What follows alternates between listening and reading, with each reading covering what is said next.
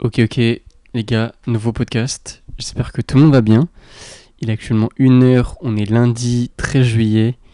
Normalement, le podcast sort ce soir, techniquement. Enfin bref, voilà, il fait très très chaud en ce moment. Je suis KO. Dans ma chambre, il fait genre 40 degrés et la chaleur ne veut pas partir. Et c'est un parti pour ça que j'ai eu la flemme de tourner des podcasts les 2 dernières semaines. Bon, c'est pas grave, je vais me rattraper.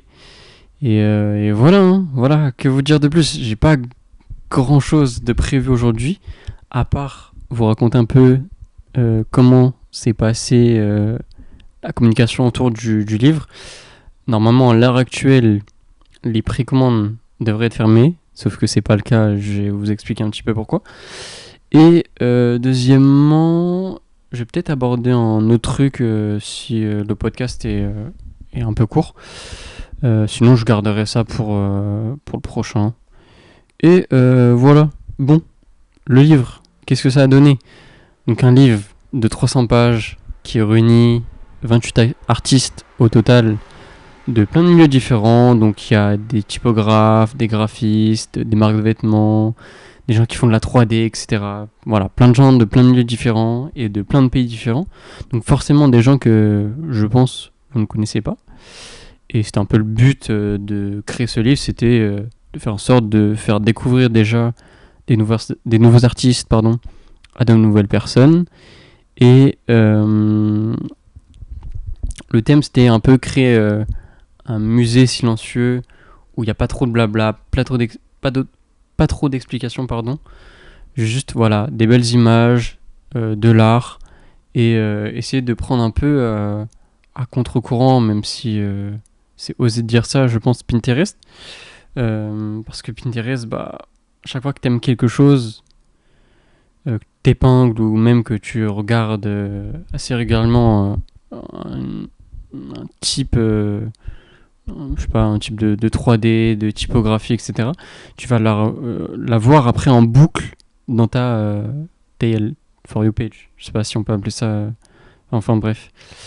Et du coup, c'est très compliqué de faire des nouvelles découvertes parce que l'algorithme Pinterest va tout le temps t'amener au même endroit. Et voilà, je voulais créer un bouquin avec beaucoup d'artistes, beaucoup de pages, et de faire en sorte qu'en fait, tu vas forcément découvrir au moins un artiste. Au moins, peut-être pas forcément un artiste, mais au moins une création que l'artiste a fait. Peut-être si tu connais tout le monde, je sais pas, il y a 28 personnes. Normalement, tu connais pas tout le monde. J'ai fait en sorte que tu connaisses pas tout le monde.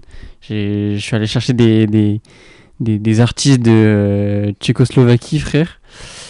Et normalement, tu connais pas tout le monde. Voilà. Mais voilà, je voulais prendre un peu à contre-courant tous les algorithmes, même si c'est très osé de dire ça, et de créer mon truc. Et je pense que c'est un type de bouquin qui va revenir, que je vais améliorer, que ce soit la mise en page, surtout la cover, et peut-être la recherche d'artistes. Là, en fait, c'est quand même, encore une fois, il y a encore beaucoup mon prisme. J'ai voulu mettre quand même des gens que je connais, dont j'apprécie l'art et la personne. Et il se peut que ça soit parfois des artistes qui sont très liés entre eux. Par exemple, d'Avril, la marque d'Avril dans le bouquin. Dans le bouquin, il y a aussi Robocao, qui est le directeur artistique de la marque. Sauf que Robocao, en fait, il fait pas que du d'Avril. Il a un truc aussi bien à lui, très unique, qu'on retrouve pas chez d'Avril, et que je trouvais intéressant aussi de mettre dans le bouquin. Pareil, on a Toxin, qui est un photographe hyper talentueux, très très talentueux. Donc il y a son travail, et aussi un peu ce qu'il a fait avec ABCD, une marque de vêtements qui co-gère avec un autre artiste. Enfin bref, voilà. Donc il y a quand même mon prisme énormément, ma patte, mais j'espère que dans les prochains bouquins, normalement, ça va être des artistes qui me sont moins familiers. Enfin bref, ça c'est un peu la présentation du livre. Normalement, si vous écoutez les podcasts régulièrement, vous connaissez un petit peu le délire du livre. Maintenant, on va parler un peu communication. Qu'est-ce qui s'est passé? Je dis ça en mode peut-être ça s'est mal passé. Non, en vrai, ça s'est plutôt bien passé. Mais j'ai très peu communiqué sur Instagram et sur TikTok. Donc en fait, je vous explique un peu pourquoi. Déjà énormément par flemme. C'est un peu con, hein, mais je sais pas, j'avais pas d'idée, je savais pas trop comment présenter le bouquin. Pareil, avec la chaleur, 40 degrés dans ma chambre, bah, j'ai un peu la flemme de tourner, de faire des vidéos, du montage, alors que je suis pas un professionnel encore du montage. Et j'ai pas assez d'argent pour déléguer ces tâches encore. Mais du coup, ouais, j'ai très peu fait de format vidéo et j'ai pas fait énormément de carrousel, que ça soit sur Instagram ou TikTok. Par contre, j'ai bombardé Twitter. J'aime énormément ce réseau social pour communiquer autour d'un produit. Et c'est un réseau social en fait que je gère énormément. Je pense que je gère beaucoup plus Twitter que Instagram et TikTok. Déjà parce que faire un post, c'est beaucoup plus simple et tu peux plus facilement toucher énormément de personnes. J'ai en fait 2 posts qui ont explosé sur Twitter. Les 2 ont fait à peu près 500 000 vues, donc c'est énorme. Sachant qu'un post en plus, un post Twitter, ça reste 3 jours.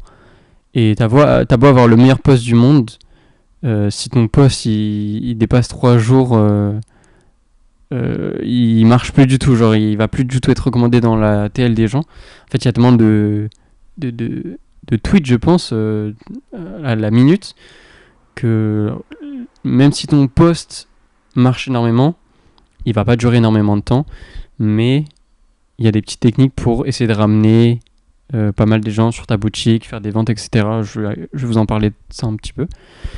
Mais voilà. Donc, il y a eu 2 posts qui ont énormément marché, qui ont fait 500 000 vues sur mon compte privé en plus. Et le truc un peu fou, c'est que ça n'a pas touché la France du tout. Ça a touché vraiment le reste du monde. Beaucoup l'Europe, mais encore plus les États-Unis. Je pense, normal, vu que c'est Twitter, il y a, je pense, une très grosse présence américaine. Et ça s'est ressenti énormément sur les ventes. Truc de fou, c'est que je pense que 80% des commandes du bouquin, c'est à l'étranger, à l'international, Europe et ailleurs. Et à 20%, je pense, c'est la France. C'est très cool. Mais ça m'a énormément étonné parce que, par exemple, les frais de port vers les États-Unis, c'est genre 50 balles, genre. Et ça n'a pas freiné les gens. J'ai des commandes de mecs qui commandent genre le bouquin, mais qui paient genre 130 euros de livres, de ship. Truc aussi, c'est la douane. J'ai regardé, je sais pas, apparemment il n'y a pas de douane sur les livres, mais ça me paraît vraiment bizarre. J'ai demandé à Claude, à ChatGPT, etc. Ils m'ont dit qu'il n'y avait pas de douane sur le type de produit que je fais. Donc, je sais pas du tout. Peut-être les Américains vont avoir une surprise, je sais pas. Mais d'après Claude et ChatGPT, il n'y a pas de douane. Donc bon, ça me paraît bizarre, mais on va voir ce que ça donne un peu plus tard. Donc voilà, énormément de commandes à l'étranger. C'est plutôt cool. Il y a même du coup énormément de personnes à l'étranger qui ont découvert mon ancien travail. J'ai des mecs qui ont commandé le bouquin, les 2 livres, et maintenant avec le pack, en gros, quand tu commandes le pack, tu reçois 1 mètre. Donc ça fait une très très grosse commande. Le ship est très élevé, je pense. Je sais pas ce que ça va donner. Moi, normalement, j'ai mis le vrai ship, donc je devrais pas perdre d'argent sur le ship. Mais bon, j'ai toujours un peu peur, genre, imagine, genre, c'est pas 50, c'est 70, etc. Ça fait perdre énormément d'argent, en fait, vu que le chip est énormément élevé à l'international. En Europe, ça va, on est autour d'une vingtaine d'euros, je pense, 20-25 euros pour un colis de moins de 2 kilos. En France, c'est 12 euros de chip. Donc bon, ça va, ça c'est des montants faciles à gérer, mais quand c'est à l'international, c'est plus compliqué. Et quand le poids augmente un peu trop, on passe facilement de 50 à 70. Donc bon, j'ai un peu peur. Normalement, j'ai tout fait en sorte pour ne pas perdre d'argent sur les frais de port. Et donc voilà. Donc voilà, très bonne com sur Twitter. J'étais un peu lazy sur Instagram et TikTok. En vrai, à l'heure actuelle, je regrette un peu. Mais j'étais pas dans un état assez ok pour produire des vidéos en volume de bonne qualité, etc. Et vous avez vu, je pense, sur Insta, j'ai sorti deux vidéos et elles sont un peu atroces, genre. Elles n'ont pas énormément marché. Et bon, tant pis, c'est pas grave. Maintenant, je pense que vous voulez savoir un peu les chiffres, combien de livres on a vendu, quel était l'objectif. Et voilà. On va commencer un peu par l'objectif un peu irréel, genre. Genre c'est l'objectif qui me met hyper bien, mais qui est hyper compliqué à atteindre, voire presque impossible. L'objectif c'était 500 livres, donc c'était ça l'objectif un peu irréel. Il n'y a pas de suspense, je les ai pas atteints, je pense. Du coup, le deuxième objectif c'était 300 livres. Comment dire, on l'a pas atteint, on s'y rapproche partiellement, mais comment dire, j'ai pas dépassé les 100 ventes encore, mais avec le nombre de ventes que j'ai réalisé actuellement, je vais pouvoir en fait acheter un stock de 300 bouquins et continuer de le faire vivre. Il y a déjà des shops à l'étranger qui sont intéressés de vendre mon livre. Moi, je pense que je vais démarcher après des petites boutiques shop indépendants, soit à Paris, beaucoup à Paris, je pense. Il y a beaucoup de librairies indépendantes à Paris et ça, c'est cool. Donc, je pense que je vais les démarcher. Et après, il y a des shops un peu partout dans le monde. Je vends des magazines dans un shop dans le sud déjà. Ça, c'est cool. Le shop s'appelle Middle Apartment. Je crois que j'en ai déjà parlé dans les précédents podcasts. Donc ça, c'est cool. Ils vendent tranquillou, en vrai, c'est un magazine. C'est peut-être un peu compliqué de vendre un magazine que tu connais pas trop renommé, qui parle de marques émergentes, etc. Donc, je sais pas, ils m'ont dit qu'ils vendaient tranquillou. Et voilà, peut-être je continuerai de démarcher des shops. Mais voilà. Du coup, là, actuellement, on a vendu... Attends, je vais regarder sur mon téléphone pour avoir le nombre exact. Je continue de faire des ventes régulièrement, en moyenne 2 à 3 par jour. Alors, produits... Actuellement, on a vendu 62 livres. Donc, c'est vraiment pas mal. En une semaine, avec une com essentiellement sur Twitter. Donc, c'est pas mal. Mais disons que je suis à un peu plus de 2 tiers de ce qui me permettrait d'acheter le stock de 300 livres. Donc je pense en fait ce que je vais faire, c'est que je vais prolonger d'une semaine les précommandes, voire en fait ne jamais finir les précommandes, parce que l'objectif c'est de vendre de 300 livres en stock. Donc je sais pas trop encore ce que je vais faire. Soit je prolonge d'une semaine les précommandes, j'atteins l'objectif, je pense, je les ferme et dès que je reçois le stock, je réouvre le site. C'est une possibilité. Ou soit en fait, j'arrête jamais les précommandes. La personne est prévenue quand elle commande, mais voilà, toujours disponible à la vente jusqu'à la fin du stock. Et après, on voit si je recommande un petit stock de livres. Mais je pense que le prix va augmenter du coup. Parce que ça, c'est un truc un peu universel. Mais plus tu commandes en grosse quantité, plus le prix est dégressif. Par exemple, là, si je commande 100 livres, le livre, il me coûte à peu près 35 € unité. Si j'en commande 300, c'est beaucoup moins, c'est entre 15 et 20 € unité. Donc voilà. Du coup, je sais pas trop encore ce que je fais. Je vais réfléchir, mais je pense que en vrai, l'idée de pas se limiter, de pas fermer les ventes, c'est ok. Du moment que tu préviens la personne, que c'est bien des précommandes, que vers octobre, septembre, la personne va recevoir son bouquin, c'est ok. Donc, voilà. Pour moi, c'est une réussite en vrai. C'est plutôt pas mal. Ça me fait rentrer de l'argent. Bon, là, du coup, actuellement, je suis pas en bénéfice, vu qu'il faut. Je crois qu'il faut que je vende 90 bouquins pour pouvoir acheter le stock. Et à partir de ces 80 livres vendus, c'est full bénéfice. Donc voilà, je pense continuer un peu la com sur Twitter tranquillou. Et dès que je reçois le stock, ce que j'aimerais bien faire, c'est une vidéo par artiste avec un call to action TCA qui ramène le potentiel client sur le livre. Moi, je présente un peu l'artiste, je parle un peu de ce qu'il fait, etc. Et à la fin, je dis hey, j'ai sorti un livre, etc.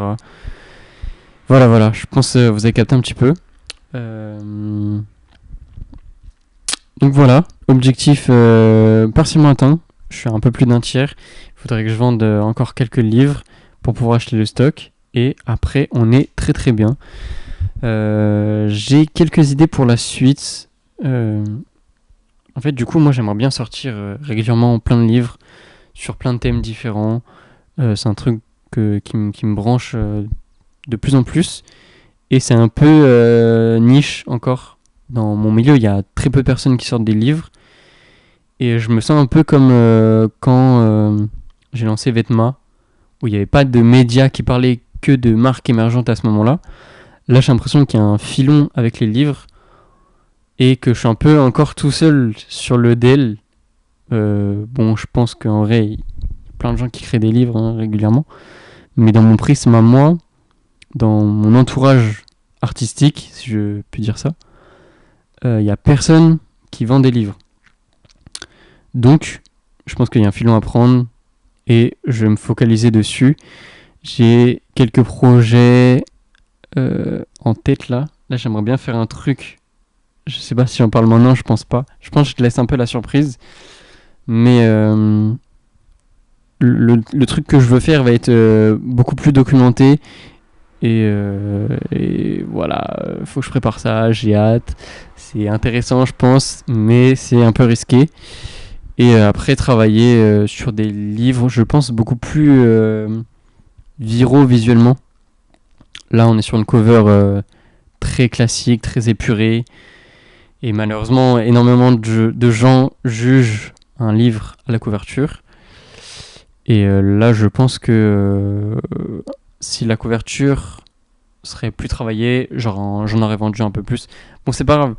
L'objectif de ce livre, c'est un peu de me relancer, voilà, de faire un peu d'argent, d'avoir quelque chose en stock, etc. régulièrement. Et voilà.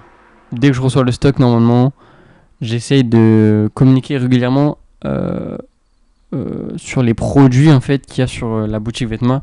Donc pas que les livres, mais magazines, maîtres.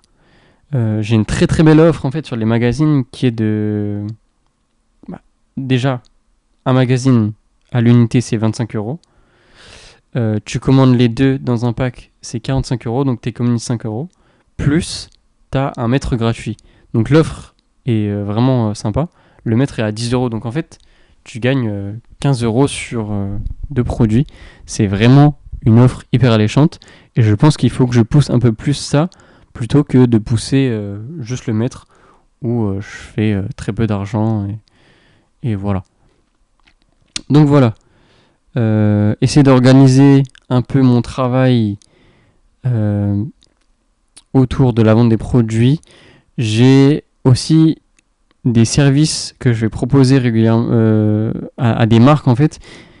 Je sais pas si j'en ai parlé dans le précédent podcast, je sais pas du tout, mais en gros, il y a plein de marques qui n'ont soit pas Twitter, soit gèrent mal leur compte Twitter, soit ont la flemme. Moi, Twitter, je suis un peu spécialisé dans ce réseau social. En tout cas, j'ai énormément de connaissances et je sais faire un post qui marche. Donc, j'aimerais proposer mes services à des marques où, en gros, je gère la totalité de Twitter pour une marque. C'est très intéressant. Sur un mois en plus, essayer de proposer un abonnement mensuel où je gère pendant 30 jours le Twitter, le compte Twitter d'une marque. Voilà.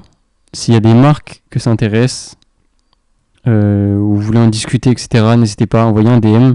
Je vous explique un peu tout. En plus, il y a plein de techniques maintenant pour faciliter ce genre de choses. Bref, là j'explique un peu comme un schlag. Je suis désolé, je suis un peu fatigué. Il est 1h30 déjà, ça fait déjà 20 minutes de podcast. Mais voilà, j'ai des services à proposer, c'est juste ça. C'est juste ça que je veux dire. Si vous voulez faire un peu plus d'argent avec votre marque de vêtements et que vous savez pas gérer Twitter, envoyez-moi un DM. Je vous jure que je vous aide à réaliser beaucoup plus de ventes via Twitter. Donc voilà, c'est un peu la parenthèse qui parlera pas à tout le monde, mais voilà un peu ce qui s'est tramé ces 2 dernières semaines. En fait, ce que je voulais faire surtout sur la communication, c'est une semaine avant la communication, préparer la masse de vidéos. Et comme ça, pas faire une vidéo la journée et la poster le soir même, et être un peu plus tranquille pour m'organiser, organiser la semaine, organiser les posts, et moins me prendre la tête. Sauf que ça arrivait pendant la période de méga canicule, là, où il faisait 40 à l'extérieur, la nuit il faisait 35, et t'arrivais pas à dormir, tellement il faisait chaud. Moi j'ai qu'un vieux ventilateur de bureau et j'ai essayé de me nourrir à base de glace, mais ça n'a pas suffi et j'avoue trop fatigué, pas l'envie, trop flemme. Et du coup je l'ai pas fait et j'avais pas envie de le faire et bon c'est un peu con hein, parce que j'aurais pu faire beaucoup plus de ventes, mais voilà. C'est pareil, je continue d'apprendre et pour les prochains, je m'organiserai un peu mieux normalement. Voilà, je pense que c'est un podcast assez court. Je vais pas continuer plus que ça, je suis un peu crevé. Et voilà, je vous dis à la semaine prochaine normalement. J'espère aborder un thème beaucoup plus sérieux et intéressant. Mais voilà, à plus.